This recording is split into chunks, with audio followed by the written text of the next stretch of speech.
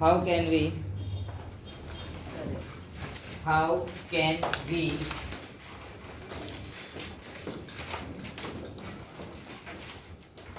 obtain how can we obtain colored components colored components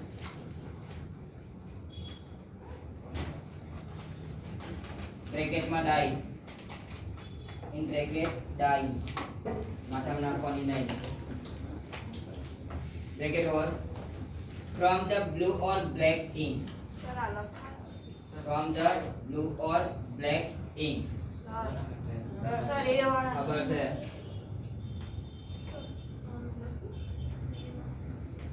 blue or black ink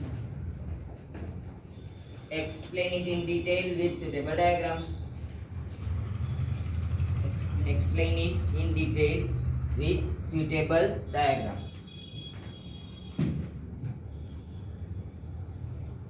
હું diagram draw કરું છું જોડે draw કરવાનું ચાલુ કરો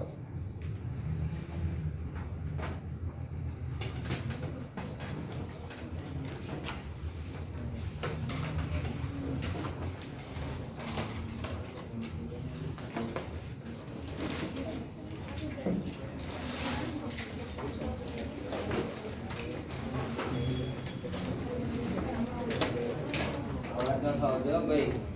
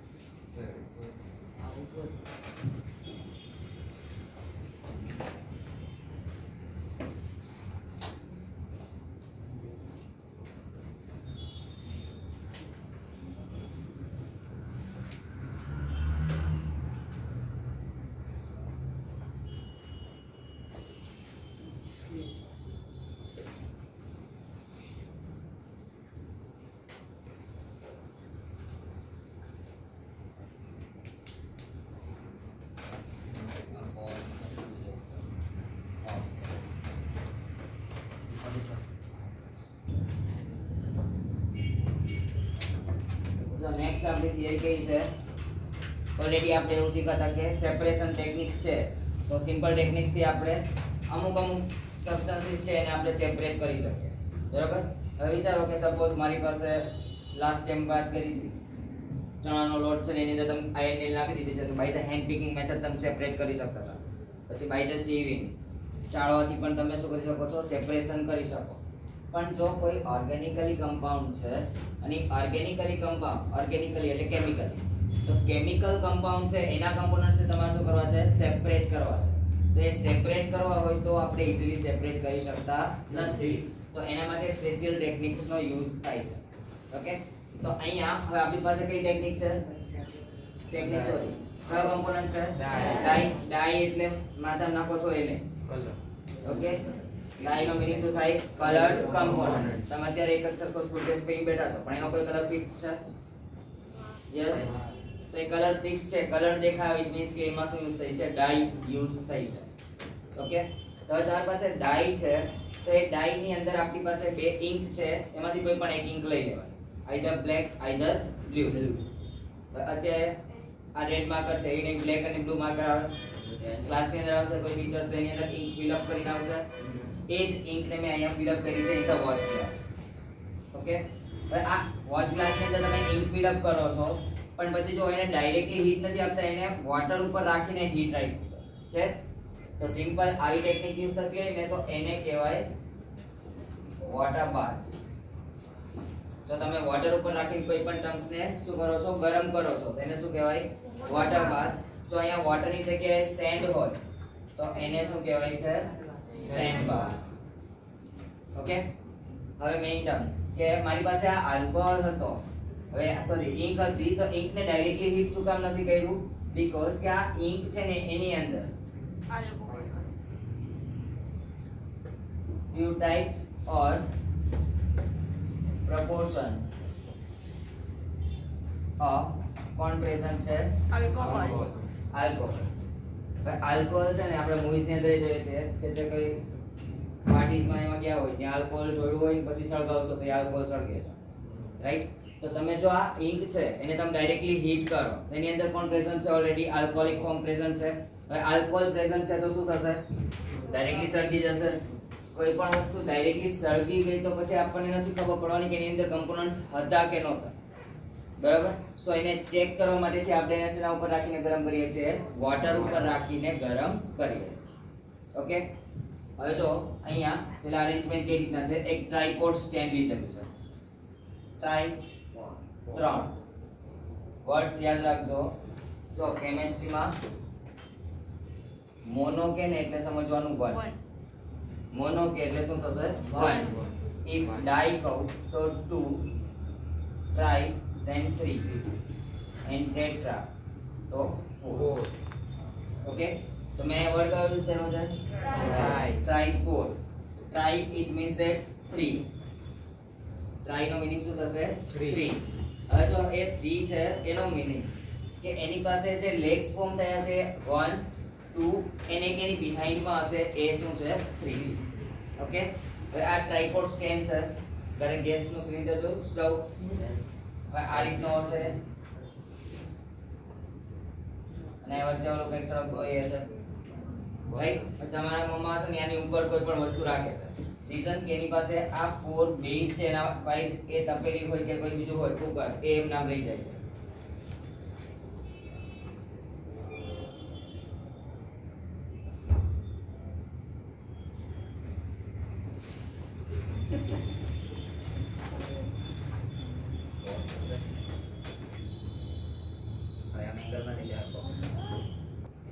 સેમ ટુ સેમ શું છે આપણી પાસે ટ્રાયપોડ સ્ટેન્ડ છે. હવે આ ટ્રાયપોડ સ્ટેન્ડ ની ઉપર તમે એક રાખ્યું છે શું છે? વાયર ગોજ. અને શું વંચાય? વાયર ગોજ. વાયર ગોજ કેવી હોય? સમથિંગ આ રીતના બધા વાયર્સ હશે, બરાબર? હવે આવી નોર્મલી સ્ટ્રક્ચર છે આપણા ઘરે એકાદું તો હોય. હવે આ જે વાયર ગોજ છે એ વાયર ગોજના સેન્ટરમાં આ રીતે વધારે વાયર્સ હશે, બરાબર? અને આને અહીંયા પ્લેસ કરું છું અને આ જેટલો પોર્શન છે એના ઉપર મેં બીકર રાખ્યું છે. ઓકે, એટલે કે એને હીટ મળે છે પણ ડાયરેક્ટલી એ બીકર નથી મળે, આ વાયર્સ ને મળશે ને વાયર થ્રુ એ બીકર ને મળશે. આ બીકર છે તો ગ્લાસવેર છે, ગ્લાસવેર હોય તો ડાયરેક્ટલી તમે હીટ કરો તો કદાચ બ્રેક થવાની શક્યતાઓ વધારે હોય, એટલા માટે આપણે વાયર ગોજ ઉપર એને રાખ્યું છે. બીકર ની અંદર કોણ છે? વોટર. પાક્કું? તમે હીટ કરો છો વોટર વેપોરાઇઝ થાય? પાક્કું? વોટર વેપોરાઇઝ થયું, આ બધી vapours bottom of the watch glass લાગશે? હવે યાદ કરો તો તમારા ઘરે મમ્મીએ બરોબર શાક બનાવ્યું છે અને મમ્મી આગા પાછા થયા અને તમે બરોબર ઘરે પહોંચ્યા, તમને ખબર નથી શાક ગરમ છે કે નહીં, તમે ઉપર જે વેસર ટાંક્યું છે એને પકડશો તો ગરમ લાગે. તમે હીટ એ વેસર ને કર્યું હતું કે તમે તો તપેલી કર્યું હતું? હીટ તો તપેલી કર્યું હતું પણ ગરમ શું છે? ઉપરનું ઢાંકણું તે સેમ ટુ સેમ. તમે હીટ કોને કરો છો? બીકર થ્રુ વોટર ને હીટ આપો છો, પણ એ ગરમ કોને કરશે? Watch glass. ઓકે, હવે વોચ ગ્લાસ ને ગરમ કર્યો એટલે કે આ જે ઇંક છે એ ઇંક ની અંદર જે કોઈ પણ પ્રોપોર્શન્સ બીજા છે કે જે વોટર કન્ટેનિંગ છે, જે આલ્કોહોલ કન્ટેનિંગ છે, એ લોકો શું થઈ જશે? અહીંથી વેપોરાઇઝ થઈ જશે. ઓકે, હવે વેપોરાઇઝ થઈ ગયા તો છેલ્લે અહીંયા જે પ્રોપોર્શન વધશે ને એ પ્રોપોર્શન શું કહેવાય આપણા માટે? રેસિડ્યુ. એ પ્રોપોર્શન આપણા માટે શું છે? રેસિડ્યુ છે. અને એ રેસિડ્યુ જે છે એ રેસિડ્યુ ની અંદર તમને ઈઝીલી એના પાર્ટિકલ્સ છે ને સેપરેટ થયેલા ચોખ્ખા દેખાશે. બરાબર? તો એ જે પાર્ટિકલ્સ આપણને ચોખ્ખા દેખાય સેપરેટ થયેલા, એના થ્રુ હું કહી શકું કે ડાઈ છે એ કોઈ સિંગલ કલરની ફોર્મ થયેલી નથી, એની અંદર ઘણા બધા કલર્સ છે એ શું કર્યા છે? મિક્સ્ડ કરેલા છે. ઓકે, તો આ જ ટર્મ આની અંદર આપેલી છે in the text. Okay, check કરો activity.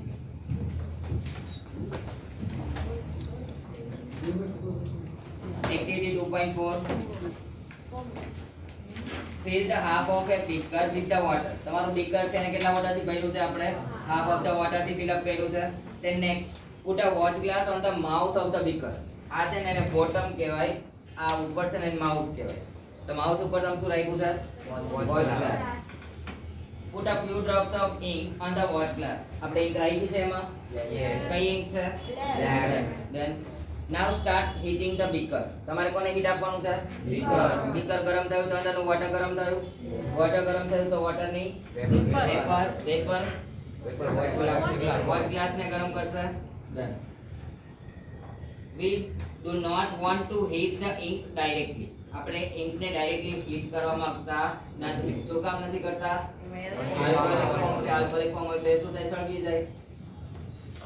You will see that evaporation is taking place from the watch glass. મેં ડાયરેક્ટલી હીટ ન થઈ, એને ઇનડાયરેક્ટ હીટ મળી બાય ધ વોટર. તો તમારા વોચ ગ્લાસ ઉપરની ઇંક છે એને પોતાએ તે વેપોરાઇઝ કર્યું, એની જગ્યાએ શું વર્ડ વાપર્યો છે? ઇવોપરેશન કર્યું. એટલે કે એના મેલ્ટિંગ પોઈન્ટ કરતા અથવા તો બોઇલિંગ પોઈન્ટ કરતા એનું ટેમ્પરેચર કેવું છે? ઓછું છે. Continue heating as the evaporation goes on and stop heating when you do not see any further change on the watch glass. તમે હીટ આપો છો તો ક્યાં સુધી આપવાની છે? તો વોચ ગ્લાસમાં જ્યાં સુધી તમને ચેન્જીસ દેખાય ત્યાં સુધી હીટ આપવાની. પછી વોચ ગ્લાસમાં કઈ ચેન્જીસ ન દેખાતો, જેવું છે એવું ને એવું જ બધું પહેલું રહ્યું છે, તો એ રેસિડ્યુ એઝ યુઝ્યુઅલ દેખાય ને તો પછી તમારે હીટ શું કરી દેવાની? બંધ કરવાની. Observe carefully and record your observation. જો બરોબર, અને પછી તમારું ઓબ્ઝર્વેશન રેકોર્ડ કરો. પછી ડાયાગ્રામ છે, ડાયાગ્રામ ને છોડો, નાવ આન્સર જુઓ. What do you think has got evaporated from the watch glass? Water or alcoholic form તો એ શું થઈ ગયો? Evaporate થઈ ગયો. Then next,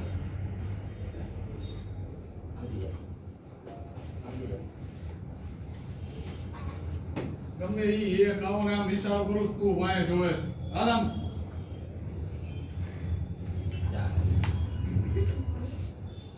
Okay, second question નો આન્સર જો. Is there a residue on the watch glass? Watch glass માં residue જોવા મળશે? Yes. What is your interpretation? તમારો interpretation શું કહે છે? તમે શું કહેવા માંગશો આ એક્ટિવિટી જોઈને? ડાઈ છે કોઈ દિવસ સિંગલ કમ્પોનન્ટ ની ફોર્મ થયેલી નથી. એની અંદર કેટલા કમ્પોનન્ટ્સ છે? 2 or more components present છે. Is ink is a single substance or it is a mixture? એ શું છે? મિક્સચર છે. ઓકે, એના પછીનો એક નાનો પેરેગ્રાફ છે એ જુઓ.